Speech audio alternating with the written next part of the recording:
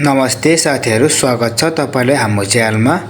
आज म तपाईहरुलाई रेड चिल्ली स्पाइसी चारकोलको रेसिपी देखाउन गइरहेको छु। सुरुमा हामीले लियौं green chilli, Maggi cube, lemon, garlic र जिन्जर र यसलाई चाहिँ मैले अब मिक्सचरमा हाले। मसला एकदमै सजिलो छ, राम्रोसँग ध्यान दिएर हेर्नु होला, बुझिहाल्नु हुन्छ, सजिलो छ। र यो चाहिँ पुदिना र हरियो धनियाको पात हो, मिन एन्ड ग्रीन कोरिएन्डर। यसमा अब हामी मसला हाल्छौं। तन्दुरी मसला,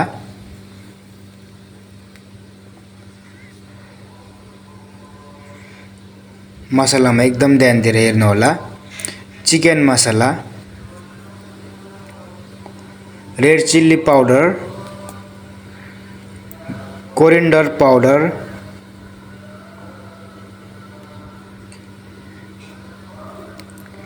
ब्ल्याक पेपर, त्यसै गरी रहेको छ व्हाइट पेपर, साल्ट। त्यसपछि अब हामी यसमा अलिकति अजिनोमोटो पनि टच गर्छौं। अजिनोमोटो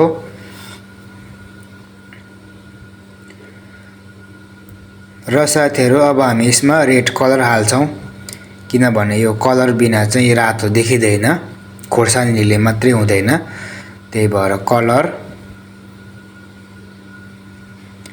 व्हाइट भिनेगर र यो सबै चीजले अब मज्जाले मिक्सचरमा मिक्स गर्ने। एकछिन टाइम लाग्छ, मसिनो हुन्जेलसम्म मिक्स गर्ने। र साथीहरु हाम्रो च्यानललाई सब्स्क्राइब गरिदिनु होला र युट्युबमा अरु भिडियोहरु छ त्यो पनि हेर्दिनु होला। अब चाहिँ मैले टक्क मसला रेडी गर्नको लागि निकाले। अब यसमा हाल्छौं हामी ओइल, तेल। खासमा ओलिभ ओइल हाल्दा एकदम राम्रो हुन्छ। जिन्जर एन्ड गार्लिक पाउडर, लसुन र अदुवाको पाउडर। त्यसपछि यसमा अब हामी हाल्छौं चिल्ली फ्लेक्स,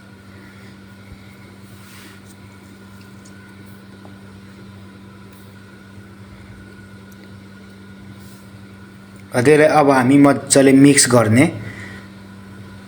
र अब यसमा हामी दही हाल्ने, योगर्ट, दही एकदम शुद्ध तारेको दही हालेर मिक्स गर्ने। अब चाहिँ हाम्रो मसला रेडी भयो, केही गर्नु पर्दैन, मजाले मसला मिक्स गर्ने। त्यसपछि हामीले चिकनलाई हाल्नु पर्छ, काटी राखेको चिकनलाई।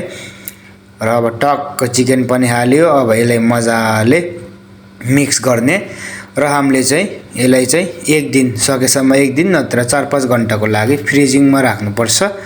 र यसरी टक्क रेडी भयो। अब मजाले ग्रिल गरेर खाने। बाइ बाइ साथीहरु, अब अर्को भिडियोमा भेटौँला।